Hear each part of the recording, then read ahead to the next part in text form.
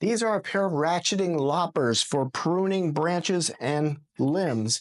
And they're called ratcheting. It's by a company called Fiskars, first of all. They're called ratcheting because it has this mechanism right there, if you can see it. And it definitely makes this a lot easier whenever it comes to chopping branches in comparison to traditional models, which work more like scissors. You can see if I move this one side, the other side stays stable. These branches go super easy to move. The handles are ultra lightweight with a orange rubberized grip, which makes them extremely comfortable.